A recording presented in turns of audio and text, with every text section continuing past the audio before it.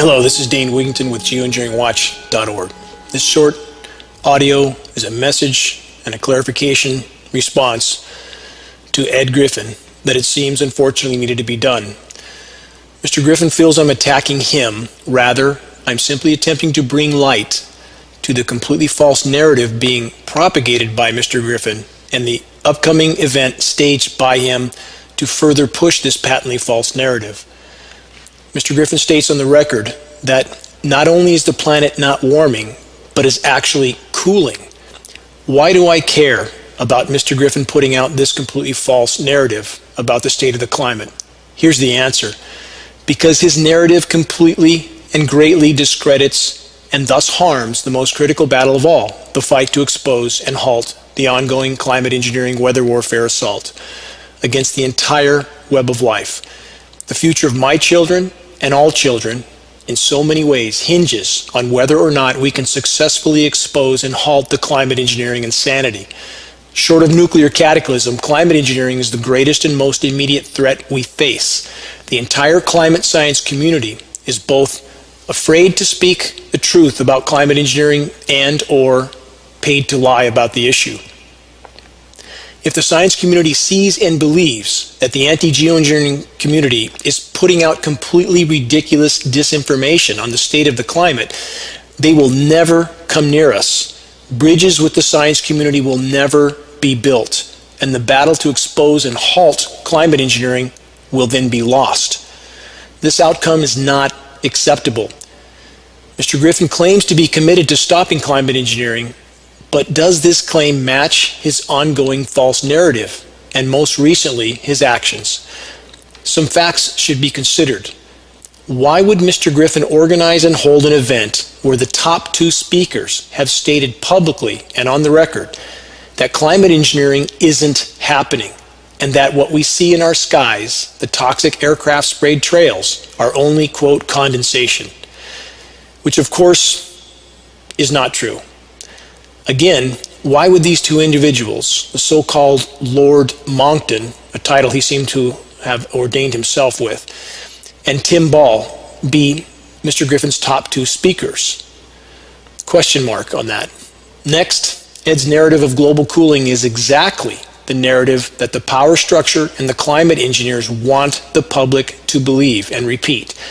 One of the primary objectives of the temporary and highly toxic climate engineering cooldowns is to confuse the population as to the true extent of planetary warming.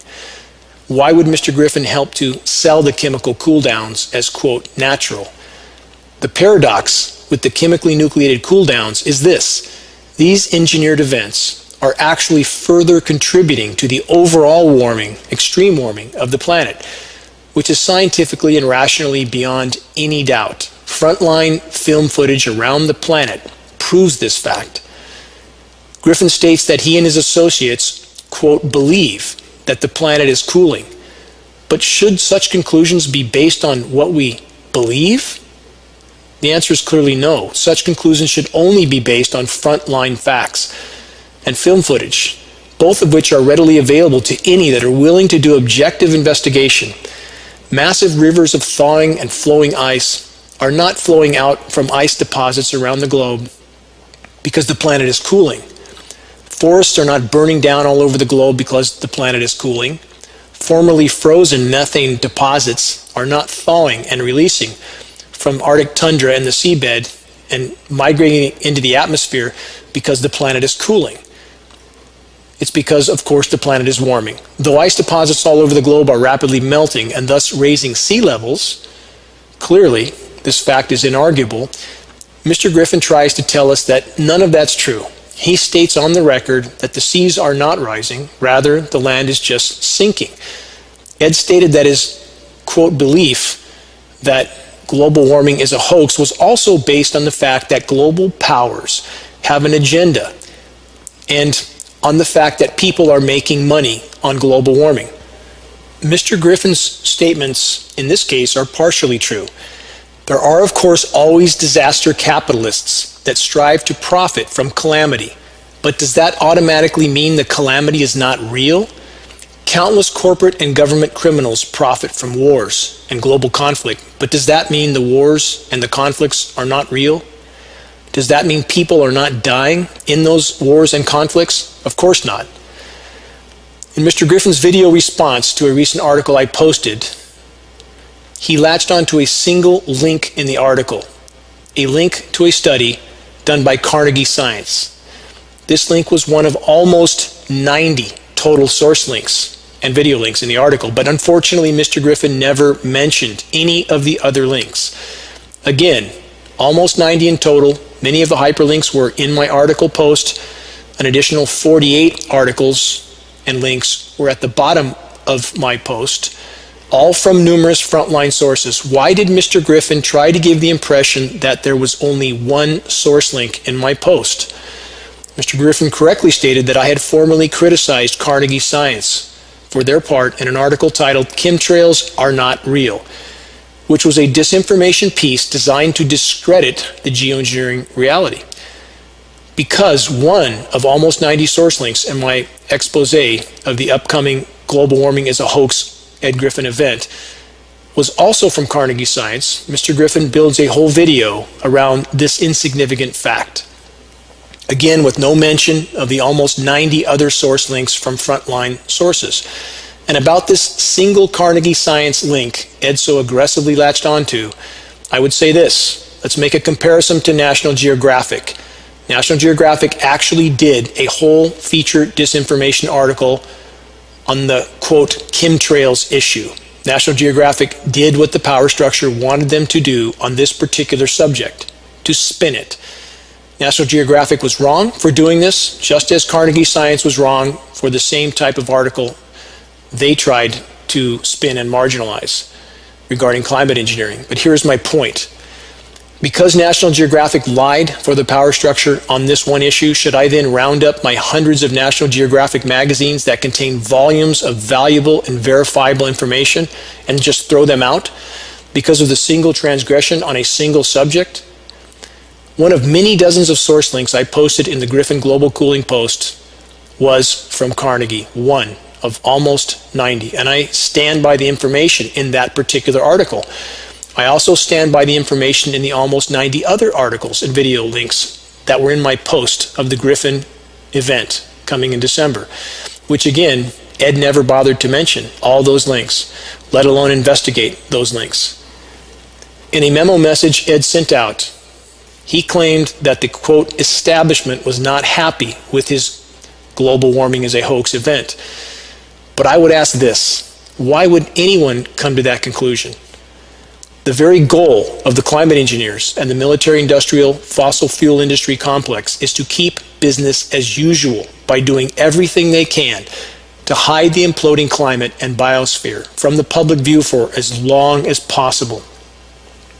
Unfortunately, Mr. Griffin and his so-called experts are parroting the exact narrative that the climate engineers would want them to recite. Why would the, quote, establishment be upset about them putting out the exact narrative they would want them to repeat?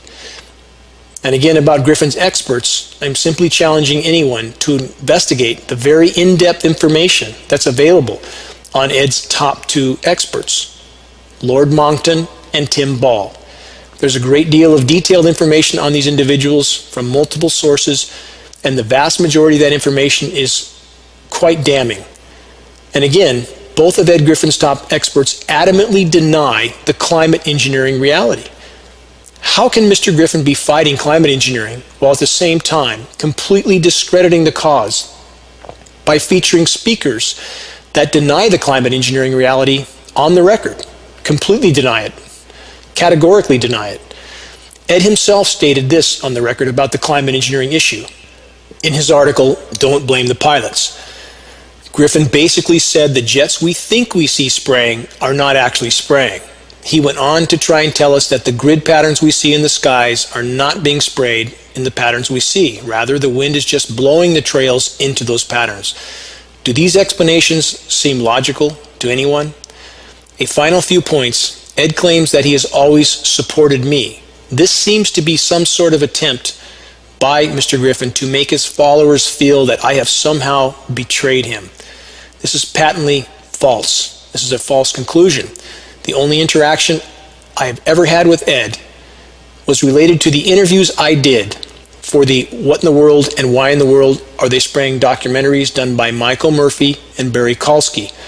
I made clear to Ed at that time I would not participate in the films in any way if the false global cooling narrative was pushed. It wasn't, so I tried to do my part to help the films. I was the one that actually paid out of pocket to get the films started. I paid for the first hard drives for the films, for Michael Murphy and his cinematographer. I contributed funds to Michael Murphy, which of course indirectly benefited Ed, as Ed profited from the film sales. I never asked for or wanted any profit or even reimbursement from Michael or Barry's films. I was glad to help with the effort. So I would ask Ed this: how exactly has he supported me, and why would he paint such a picture? Finally, in Mr. Griffin's recently released video addressing me, he challenges me to a public debate about the true state of the climate. I would gladly accept this challenge anytime, but I will, of course, not attend his disinformation event as he would like. As I've already stated, radio announcer Vinnie Eastwood already tried to arrange such a debate between myself and Tim Ball, one of Ed's top experts. I accepted. Tim Ball refused, though Ed stated he doesn't believe this. Again, his beliefs are not relevant to the facts I have just stated. My last and most important point is this: unlike Mr. Griffin, I've never asked anyone to believe me on anything, and I never will. What I have asked is this: for people to do honest and unbiased investigations of the frontline facts and the frontline film footage. This request has always applied to the climate engineering issue and the state of the climate itself. It must apply to both of these issues, as the two issues cannot be separated. How can there be any legitimate discussion about the climate in any arena without first and foremost discussing the ongoing climate engineering, weather warfare, global assault? Here's the answer: there can't be any legitimate discussion about the climate without addressing the geoengineering insanity first and foremost. My final statement: please don't believe me again about anything. All I have ever asked for people to do is actually investigate the frontline facts without bias, without ideology, without preconception. That's all I ask now. The fight for the greater good requires all of us. Credibility matters in this fight. Make your voice heard. This is Dane Wigington with geoengineeringwatch.org.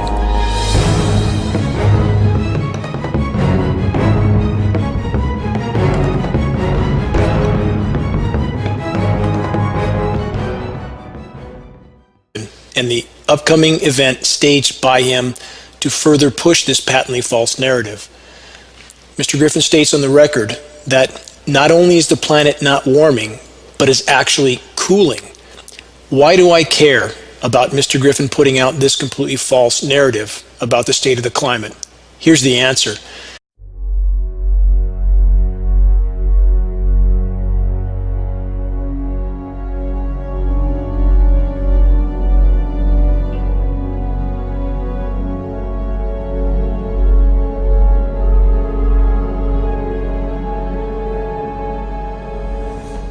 Hello, this is Dane Wigington with geoengineeringwatch.org. This short audio is a message and a clarification response to Ed Griffin that it seems unfortunately needed to be done. Mr. Griffin feels I'm attacking him. Rather, I'm simply attempting to bring light to the completely false narrative being propagated by Mr. Griffin, because his narrative completely and greatly discredits and thus harms the most critical battle of all, the fight to expose and halt the ongoing climate engineering weather warfare assault against the entire web of life. The future of my children and all children, in so many ways, hinges on whether or not we can successfully expose and halt the climate engineering insanity. Short of nuclear cataclysm, climate engineering is the greatest and most immediate threat we face. The entire climate science community is both afraid to speak the truth about climate engineering and or paid to lie about the issue. If the science community sees and believes